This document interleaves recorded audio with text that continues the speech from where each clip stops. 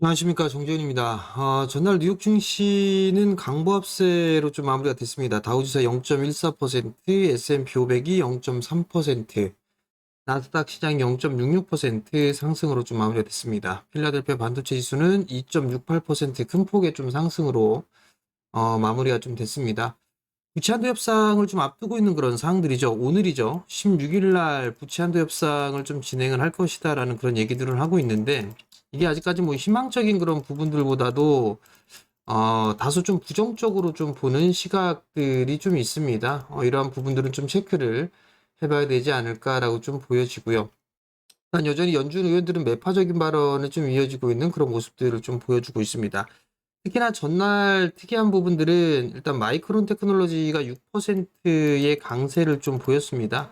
필라델피아 반도체 지수가 2.68% 상승을 해주는 그런 모습들이 좀 나타났었죠. 뭐 인텔이라든가 AMD, 엔비디아라든가 어플라이드 머티리얼즈, 반도체 쪽과 장비 쪽, 이런 쪽의 기업들이 큰 폭으로 좀 상승을 해주는 그런 모습들을 좀 보였습니다. 특히나 웨스턴 디지털이 일본의 키옥시아를 인수할 예정이다, 뭐 계획이다, 뭐 이런 얘기들이 좀 나왔었어요. 그러면서 웨스턴 디지털 같은 경우는 11%가 넘는 상승세를 좀 보여주기도 했습니다. 결국 한국 시장 야간 선물 시장은 0.49% 상승을 좀 했는데요. 일단 우리나라 시장도 갭상승 출발을 할 것으로 예상을 좀 하고 있습니다. 일단 잠깐 좀 시장의 차트를 좀 보게 되면 우선 거래소 시장 같은 경우를 좀 보게 된다라면 지지부진한 그런 모습들을 좀 보여주고 있어요. 그나마 차트의 모습들은 좀 안정적인 그런 모습들을 좀 보여주고 있는 반면에 코스닥 시장 같은 경우는 1차적으로 하락을 하고 난 이후에 반등이 나왔다가 다시 또 하락을 해주는 그런 모습들을 좀 보이는데, 어제 아랫꼬리를 좀 달아주는 그런 모습들이 좀 나타났습니다. 일단 매물 소화를 좀 하고 있는 그런 과정이다라고 좀 보셔도 좋지 않을까라고 좀 보여지는데, 우선 국내 쪽에 있어서는 두 가지 이유로 좀 볼 수가 있을 것 같아요. 첫 번째로는 부채 한도에 대한 부분들, 부채 한도 협상이 일단 불확실한 그런 부분들로 나와 있는 그런 사항들이고요. 두 번째 부분들을 보게 된다면 수급에 대한 악화입니다. 수급 악화가 뭐 외국인 쪽과 기관, 뭐 이런 쪽도 볼 수가 있는 그런 상황이지만, 이것보다 더 안 좋은 부분들이 CFD 쪽의 부분들이에요. 일단 CFD 계좌 전수조사를 좀 진행하겠다라는 그런 얘기들이 좀 있었습니다. 그러다 보니 이러한 모든 부분들이 수급적으로 악화되는 그런 모습들을 좀 보여줄 수밖에 없는 그런 상황들이에요. 최근 들어서 시장이 보게 된다면 오히려 외부적인 부분들보다 내부적인 요인들이 좀 더 크지 않나라고 좀 보여지는데, 잠깐 시장의 차트를 좀 보게 된다면 나스닥 시장을 좀 보게 되면 한국 코스피 시장하고 좀 유사한 모습들이 좀 나와주고 있었어요. 근데 이제 저 바닥을 만들어가는 그런 과정 속에서 어느 정도 좀 상승 시도를 해줬었는데, 나스닥 시장 같은 경우는 이제 전고점 돌파 시도가 나와주는 그런 모습들이지만, 한국 시장 같은 경우는 이미 4월경에 한번 돌파 시도가 좀 나와준 그런 모습이었었어요. 그러다가 최근 들어서는 좀 지지부진한 그런 모습들을 보여주고 있는 대신에 나스닥 시장은 전고점 돌파 시도가 좀 나와주고 있는 그런 상황들입니다. 이 상황으로 놓고 봤을 때는 미국의 좀 부채 한도 이 부분들보다 국내 쪽에서는 수급적인 요인들이 좀 더 크지 않느냐, 이렇게 좀 생각을 할 수가 있을 것 같습니다. 국내 쪽도 여전히 눈치 보기가 오늘도 지속되지 않을까라고 좀 보여지는데, 이제 어닝 시즌이 좀 마무리가 됐습니다. 어닝 시즌이 좀 마무리가 된 그런 모습들을 좀 보였었고, 여기에 따라서 이제 공백기에 진입을 하는 그런 상황들입니다. 그럼 우리가 해야 될 부분들은 실적주들이나 이런 부분들을 분류를 좀 해놓을 필요성은 좀 있을 것 같아요. 왜냐하면 여기에서는 순환매가 좀 나올 수도 있는 그런 사항들이거든요. 그렇기 때문에 이쪽을 좀 봐야 되지 않을까라고 좀 보여지고, 실적이 좀 잘 나왔던 부분들을 보게 되면 대체적으로 뭐 기계 쪽이라든가 전력, 뭐 이런 쪽의 실적이 좀 잘 나왔었죠. 방산 쪽도 나름대로 괜찮게 좀 나왔었고요. 그리고 자동차 부품, 뭐 이런 쪽도 실적은 양호하게 좀 나와주는 그런 모습들을 좀 보였습니다. 그리고 엔터 쪽에서도 실적이 좀 강한 그런 모습들이 좀 나왔었죠.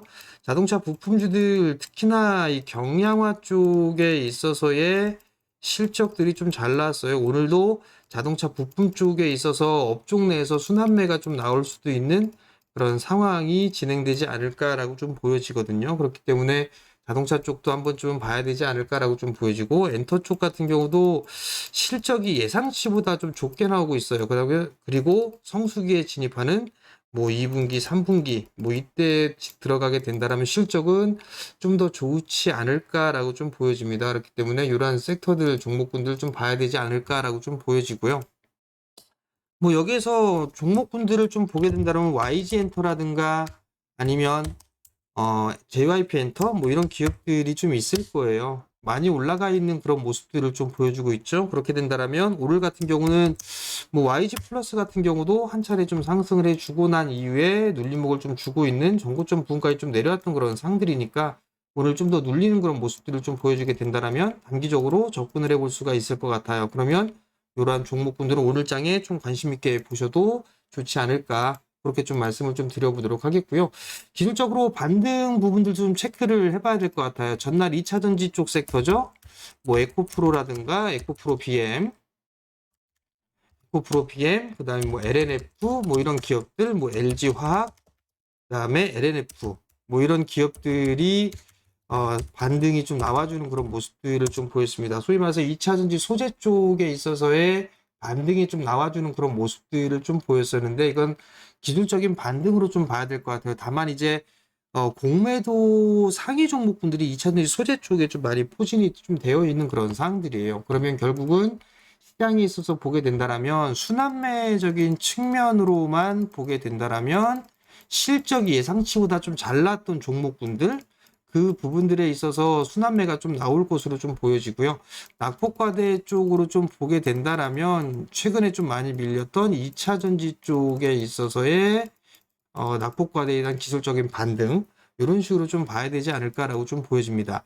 지수에 있어서 보게 되면 순환매 관점으로 좀 봐야 될 것 같은데, 지수는 반등 시도가 좀 나와주는 그런 모습들을 좀 보여줄 수는 있으나 아직까지는 5일선이 회복을 해주지는 못했습니다. 또 하나는 21선이 우하향을 기록하고 있다라는 부분들이고, 일단 61선 자리대를 좀 지지를 해주고 있는 그런 모습들을 좀 보여주고 있지만, 오늘 반등 시도가 좀 나올 거예요. 반등 시도가 좀 나올 거지만 아무래도 좀 장중에 좀 밀리는 그런 모습들이 좀 나올 수도 있습니다. 왜냐하면 부채한도 협상을 좀 진행한다고 했죠. 그 부채한도에 대한 부분들이 일단 지지부진한 뭐 이런 모습들이 좀 나올 수가 있어요. 눈치 보기가 좀 진행이 될 수도 있는 그런 모습들을 좀 보여주기 때문에 추격 매수는 좀 자제하는 그런 전략이 좀 필요하다라는 거, 그 부분들은 좀 기억을 하시면 좋을 것 같고, 여전히 이 부분들을 봤을 때는 환율을 좀 체크를 해보면 될 것 같아요. 만약에 환율이 50원짜리대, 즉 1350원을 강하게 뚫고 넘어간다라면 부채 한도 부분들에 있어서 잡음이 좀 생길 수 있다. 요걸 이렇게 좀 생각을 하고 시장을 좀 바라보는 그런 전략이 좀 좋지 않을까, 그렇게 좀 말씀을 좀 드려보도록 하겠고요. 아까 그 엔터 쪽에 있어서 관중은 한 종목 좀 말씀을 좀 드렸었고요. 뭐 다른 종목분들을 좀 보게 되면 실적이 좀 괜찮게 나왔는데 종목이 오르지 못했어요. 뭐 이런 쪽 보게 되면 진성 TC 같은 경우도 실적이 좀 잘 나와주는 그런 모습들을 좀 보였지만 주가는 박스권역의 좀 모습을 보여주고 있죠. 이런 종목분들은 조정을 좀 받았을 때 눌러줬을 때 분할로 좀 모아가는 그런 전략을 좀 취한다라면 나쁘진 않을 것 같아요. 그렇기 때문에 이러한 종목군들도 좀 보시면 좋지 않을까, 그렇게 좀 말씀을 좀 드려보도록 하겠고요. 오늘 일단 전략적인 부분들을 말씀드리면 지수는 반등 구간에 진입을 했다. 반등에 좀 진입을 했는데 여전히 불확실한 그런 부분들이 있다. 부채 한도의 부분들에 있어서. 그렇기 때문에 장중에 좀 눌러 밀릴 수도 있는 그런 부분들이기 때문에 추격 매수는 자제하자, 이런 부분들 좀 말씀을 드리도록 하겠고요. 실적이 마무리 국면이 들었죠. 실적에 있어서 실적이 좀 잘 나오는 것들 구분을 좀 해야 될 거예요. 여기에 있어서 순환매가 좀 나올 수가 있는 그런 사항들이고, 단기적으로는 2차 전지 쪽 낙폭과대로 밀렸기 때문에 기술적인 반등이 좀 나올 수 있다라는 거, 요 정도 좀 보시면 좋을 것 같습니다. 여기 실적 관련해서는 관종 좀 두 종목을 좀 말씀을 드렸으니까 참고하시면 될 것 같고요. 그리고 마지막으로 환율을 체크는 계속적으로 좀 진행을 해야 되는데, 요게 1350원이 좀 넘어가게 된다라면 부채 한도 부분들에 있어서 문제가 좀 생길 수 있다.